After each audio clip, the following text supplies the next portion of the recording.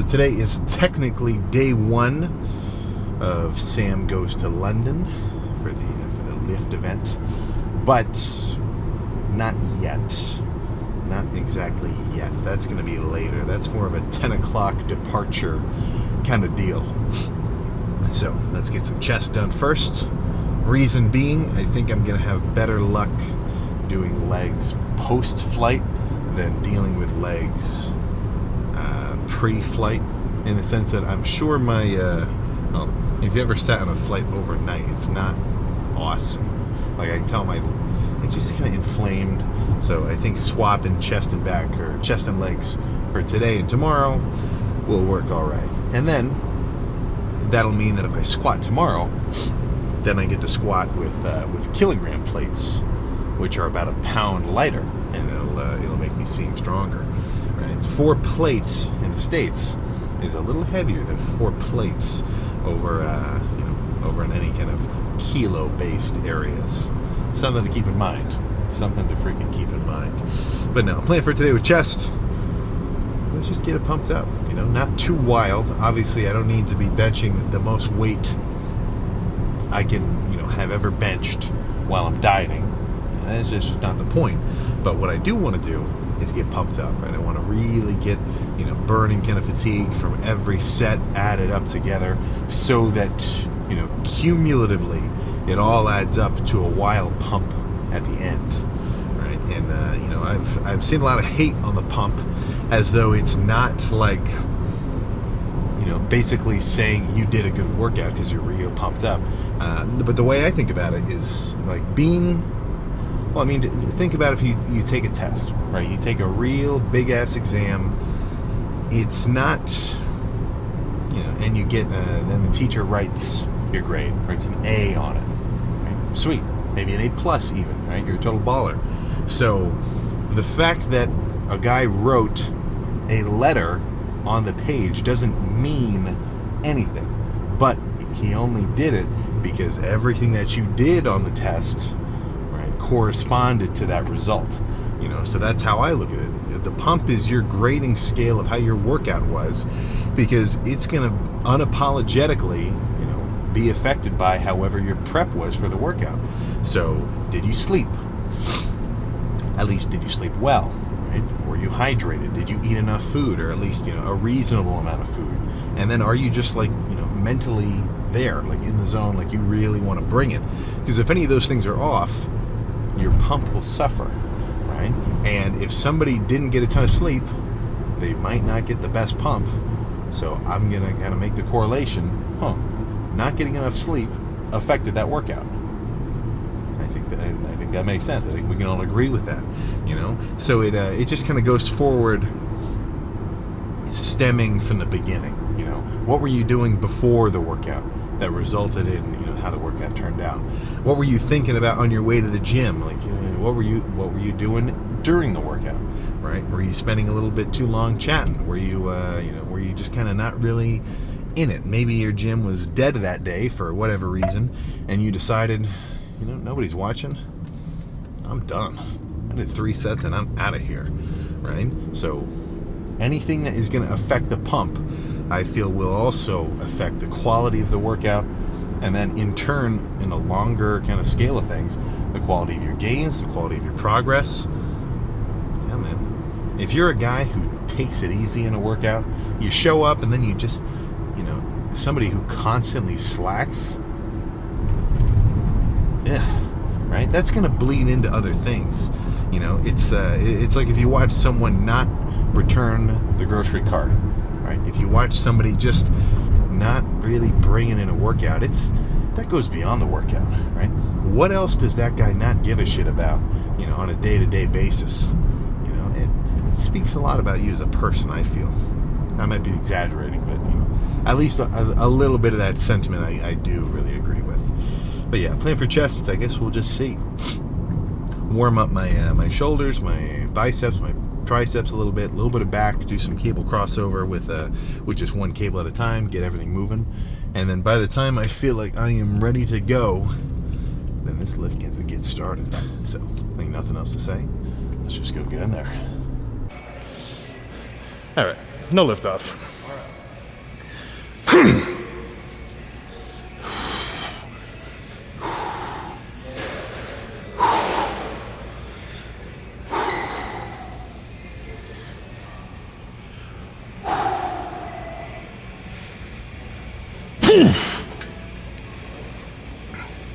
on, Sam.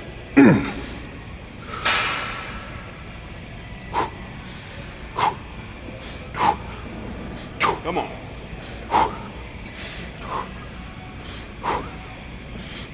Come on, Sam. Come on. Come on. Come on. Let's go. A few more. Come on.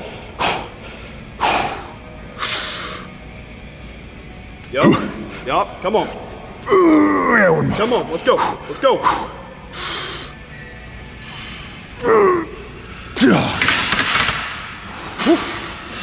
Thank you. That's a good one. All right. It was like, what, 20 easy ones there? That was like 15. That was more than I thought, though. That was great. I'm ready. Thank you. Oh.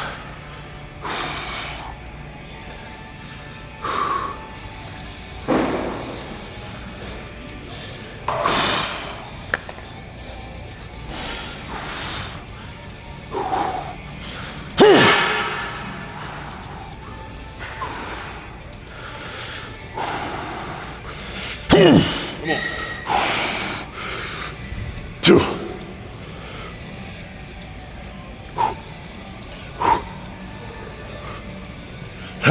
Come on. Come Come on. Come on. All right, let's go. Come on.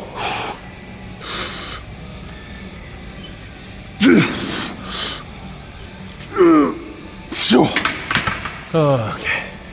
Oh, that's enough. Oh my goodness. Yeah, I think 2 will be a good number. Those are Good 10 there.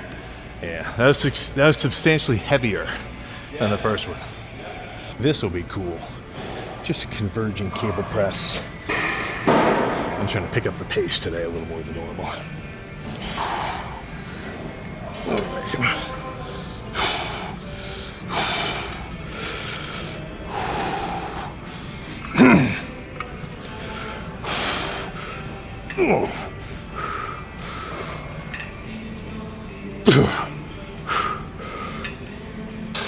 Yeah.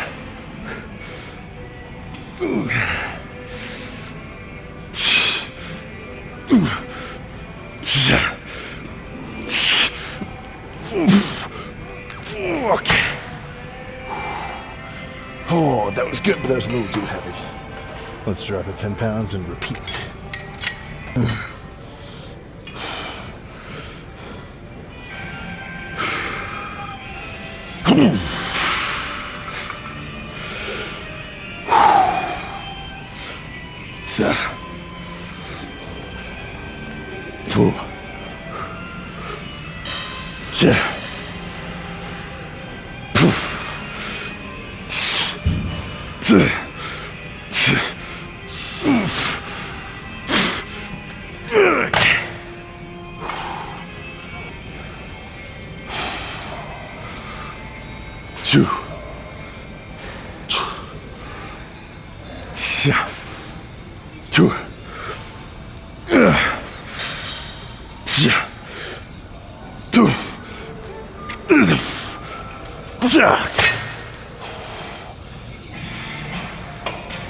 Yeah, I think one set of cable flies will be it. Those sets of bench hit me harder than I thought. This will be good. So cable flies, sort of drop set it into presses, then we get bows down.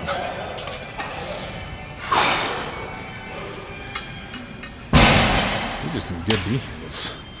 Very nice.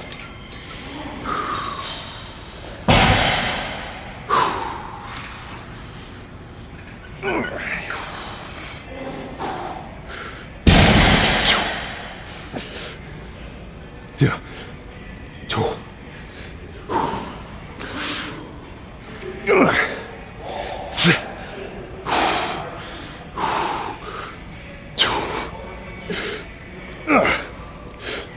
Yeah.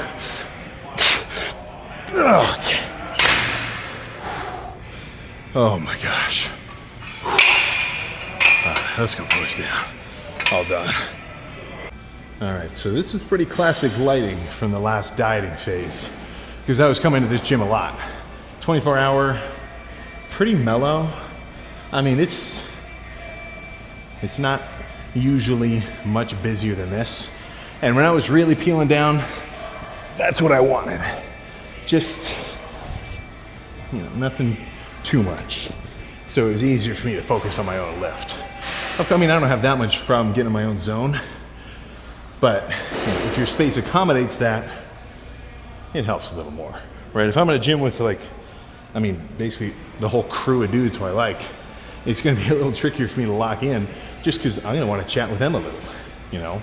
But that just kind of comes down to some self-discipline. So I'm starting to feel like this cut is actually beginning to work ever so slowly, because for me, a wild combo is a trim waist with a chest pump. Honestly, this is like my peak form, because my chest is a little lacking compared to my back and my shoulders, which is more so to say my shoulders and my back kind of overpower my chest. I think it's still solid, but I want to beef it up. So when I see my chest pumped, it just looked extra cool for me. And this was the coolest shit ever. There's this like title frame of Baki where he's sitting like doing some shit like this. The first time I ever saw myself do that, and it was like kind of comparable, it was freaking nuts. But let's hit a couple here. And now that I'm leaner, I'm gonna wanna start doing the old school side chest rather than the classic bodybuilding one, because this kind of lets you like flex your abs at the same time. But let's see how we're looking.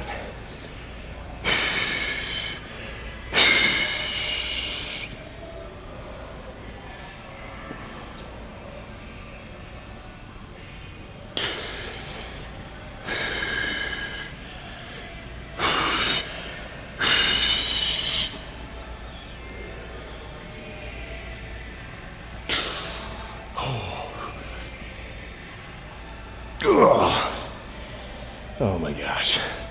All right, let's get one classic one too, and then get out of here.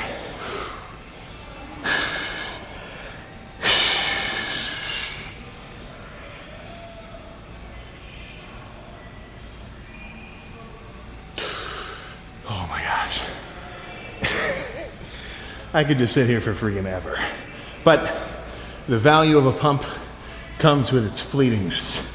So let's go home, chill, get some food in my system, and get excited for coming back for another one, right? But let's roll. Okay, that was a good one. Faster paced, felt like a beast, and I was, oh my gosh. Yeah, I'm starting to actually feel the strength, well, let's just say lack of strength endurance now. Oh crap, we're crooked. All right, let me pull up and fix you. But what I mean by that is when I'm bulked up, when I got a lot of food in my stomach, and I'm like, well, let's just say like fully energized, as it were, you know, what that means, at least for me in a very practical sense, is I can lift a lot of weight for a lot of reps, right? I'm not gonna get so gassed physically that, you know, actually doing a decent set, like, you know, totally wrecks me and I can only do one, right? Like that's when I can do some leg press, or not even just leg press, but like, you know, squats and Smith squats and leg press and some sissy squats and everything else. Like it's a little bit of a longer lift. But when I'm dieted, you know, not so much, I mean, just straight up, not so much gas in the tank. Dude, I mean, what was 16 reps down to 10 reps in just one set? Whoa. But I'm okay with that. That's not making me stress out, because it almost makes me think that first set really did a little bit extra good. You know what I'm saying? Because, you know, what's the best way to maintain strength? Right? Just kind of general question, like, is it, you know, that you're eating? Is it maybe extra cardio? As far as I'm concerned, it's just exposing yourself to heavier weights consistently, you know? If I did only light leg extension and light leg press for the next 6 months or year or whatever, dude, my squat would be horrendous. Not that this, my strength matters just for its own sake, but the way I look at it, if you're a stronger dude and you're physically capable of more force output with heavier weights, still for a set of 10 or 8, but if you can do that, then I think that you're capable of going even harder on lighter weight sets, because you can kind of tap into that strength reserve. You know what I'm saying? Because it's as much as strength is just a attribute, it's also kind of an acquired skill, because someone who has just considerable time training, be it powerlifting, bodybuilding, whatever kind of training, they're going to be capable of bringing themselves much closer to complete muscular failure than the guy who's never trained before. And it's a combination of factors. It's physical and mental. If you took a guy who's never worked out before, isn't super motivated to work out anyway, and you put him on a chest machine and you said, do as many as you possibly can, the untrained guy, it doesn't matter how heavy it is. Let's say it's a weight that if he really brought it, he could do it 15 times. So let's say I pick a weight that I could only do for 15 times. If you could somehow analyze my pecs and my chest and all my muscles and everything, I could do it 15 times. So we're both set up with the same relative weight. For me, since I've trained for a while and I'm comfortable with being uncomfortable in a set, and really I think I'd be able to come closer. Maybe I could get 13. I don't think you can ever get as much as you can truly get, because your brain's kind of limiting yourself like that. And having that thought process always means you got more in the tank, so you can go harder. So I like it. But when you take the untrained guy, he might only get 6. He might get 7 and then tap out because he's But if you had that same dude train for long enough and get used to training and get used to pushing it, well, then guess what? He'll be able to get closer to that, actual maximal number. And a good way to look at any argument or any subject that has some, subjectiveness to it a little, or it's not like a perfect science, is take things to the extreme. Let's say there's 2 sides to an argument. Take both sides to its complete extreme, and that usually gives you a little bit of a sense of which side is at least a little bit more accurate, right? It's never totally black and white, but which side is is the real answer gonna lie towards? So in terms of workout intensity, right? Let's say you've got 2 sides. Absolute 0 intensity, lazy ass, just barely even physical activity. If I came in and did 10 reps with the 20s, if I came in and did 10 reps with the 5-pound weight increment on those cable presses, right? Not even 0, or no, what's RPE 0, right? Rate of perceived exertion is rated at a 0 for that set, right? So that's the extreme on that side. Or take it to the extreme of trying to make every set as insanely crazy as possible, be it with weight or intensity or supersets or anything, things like that. Which side do you think is better, right? Which side do you think the real peak of gains and kind of stimulus is going to lie on? Because I can tell you, it's not that easy schmuck side. Now every set doesn't have to be nose bleeding, ear ringing, but if most of them are pretty hard, I think you're going to have better luck when you actually look at your progress over time and think, oh, why is my bench not going up? Every time I bench, I leave a lot of energy in the tank and I don't really bring myself as hard as I could, but why isn't my bench going up? Things like that. And it might not be so blatant, but it's the details that get people in their routines. Training, how many sets are you backing off? How many times do you do a rep where that was kind of hard, racking them done? How many times do you say, I don't want to do cardio today, I'm not doing it, screw it, they won't even matter. One day won't change anything. The percentage of people that do that, or cardio is not even on their mind, let's not even talk about it right now. I don't want to get into that. But, and then when we talk dieting, it's even worse. right? Nobody's there watching you or giving you like specific rations. You know, it's not like you're somehow imprisoned and you only get 2 meals a day on a tray and there's no cheating on your diet allowed, right? I mean, there's snacks everywhere, right? Name one business or like you're never that far away from a treat, right? So it's always there. And since not everyone is always watching, what'd you just eat? What? The guy just ate a full-on, what are the cinnamon rolls that have like the glaze on top you get out of a vending machine? I've never had one, but I've seen them, and it's easily 700 calories in one little like honey bun kind of deal, right? And guess I don't know about you. Guess how quick like a glazed donut, 300 calories could disappear. Guess how quick, a pint of some kind of like soft serve cookies and cream ice cream could disappear, right? I mean, I could have you spin around, like jump in the air, do a spin, and by the time you landed, it'd be gone. You know, it just happens. And then there's the guys where they're like maybe tracking their calories a little bit, but they don't count snacks. It's like, yeah, I'm just having a couple Doritos. You know, I stop in the pantry, just foraging for whatever's around. I didn't snack that bad today. And then meanwhile, the guy ate 1,000 calories worth of like just small 50-calorie increments 20 times. You know, one handful of peanut M&Ms that was on the front desk, that could be 200 calories. That'd be a big handful. A regular handful, it's probably 100, right? But they add up, you know. You get if you really track everything, I mean, you get one untracked, 200 calorie grab.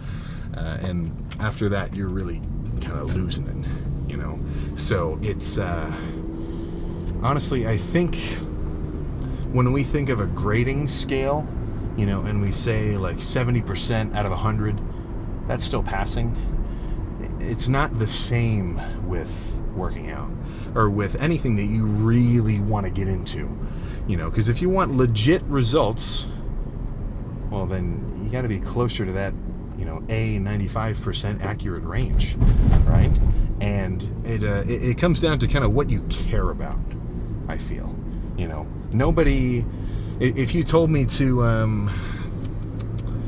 let me think of something. If you told me to clean somebody else's room, or like if I was hanging out with somebody, like, dude, can you do my dishes? I don't want to, they're not mine. I don't care about that. No, right? But if I've got my own sink, I'm like, okay, I do care about these dishes getting cleaned.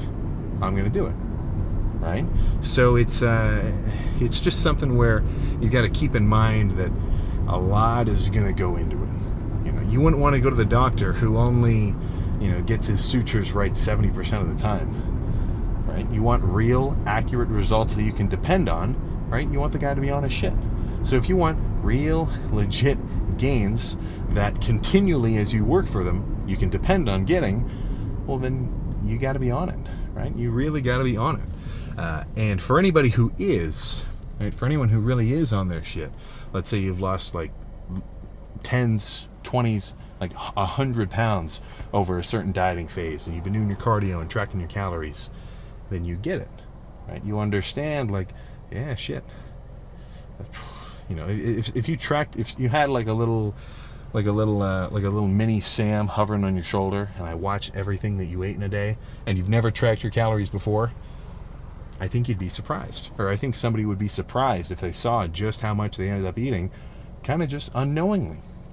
You know, so once you kind of open your eyes to the matrix, once you start to see the big picture, you follow. Is it the white rabbit? Yeah, it's a white rabbit. Well, either way, once you get into the rabbit hole and you really see how everything works, then you're just going to be able to play the game much easier, right? Who's going to win at chess? Somebody who knows all the rules, or someone who doesn't, right? So it's it's just a situation of like, how much time and energy do you want to put into something, and matching that with, you know, how many or what degree of results you want to get out of it, you know. So that's my end speech there, in terms of cardio and training and everything else. But if you're bringing it, and you're bringing it slightly more on the regular, continually over time, well, then you don't need me to tell you what to do. You're good, right?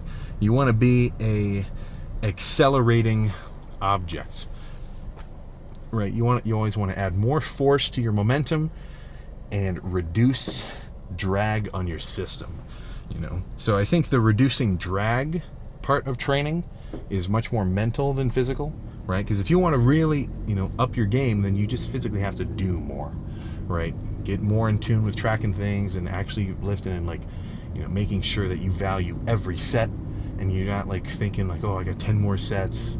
Like, be like, okay, I'm making this set nuts, and then I'll think about the next one when I'm done, right? Things like that. That's going to build your momentum up. And in terms of reducing drag, that's where you've got to just try not to get tired out of it. You know, try not to get fed up or just bored, or, you know, not like, man, I'm not exactly where I want to be. Yeah, spoiler alert, guess what? No one is. That's kind of the whole point, right? I'm talking Sisyphus up the hill with the rock. It's not to say you shouldn't be content with the progress you've made. I think that's an awesome motivator too, because you get to see how far you've come, and it motivates me at least to know just how much further I can go. So it's not like I've never liked the idea of guys where they're like, yeah, I'm never happy.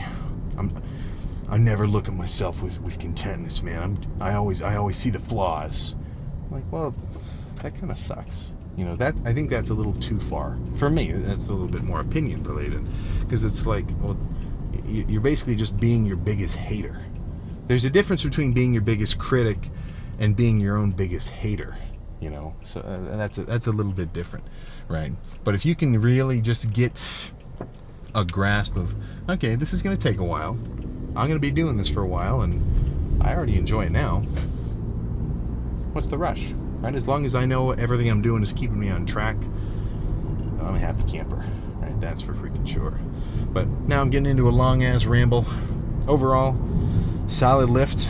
And my next workout is going to be over in the United Kingdom. So I'm going to have to flip my accent. Oi, bruv. You almost done with that leg press. Got to hit my quads, yeah? You know, that sort of stuff. But no, that's going to be fun. That is going to be... I'm getting excited. Not so excited about... so I went to the UK Arnold last year, and that was sweet. But I could not sleep on the overnight flight. That was not awesome. But that's okay. I bet I'll sleep rather well tonight, especially knowing I had a wild-ass chest day. And as soon as because every time I finish a pump check, I look at myself in the camera screen and go back in the clip. Yeah, as soon as I saw that, like, old school side chest, that was an instant Instagram story. Yeah, that was freaking sweet. So I mean, flat and still like that full, I'm getting excited. This I can say with certainty, this will be the wildest Sam look ever. You know, in a few months, not like tomorrow. But I'm okay with that. So nothing else to say. Hopefully you're doing your cardio, or at least if you know, New Year's coming around. Maybe I can hope that you or a loved one is going to make cardio your New Year's resolution. But you can lead a lifter to the bike. You can't make him pedal. That's yeah, that's up there. That's up there for sure. But nothing else to say. So I will see you for whatever workout goes down tomorrow. I'll try to get a couple clips of me sort of just running around and traveling. But it's kind of, I mean, it's just me. So it's, you know, I kind of feel like a little bit of a fool doing, like, walking around vlog style, like I'm holding the camera here.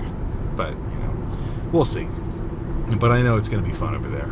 So if you're headed to the lift event, I will see you there. That's for freaking sure. But nothing else to say. And I know I said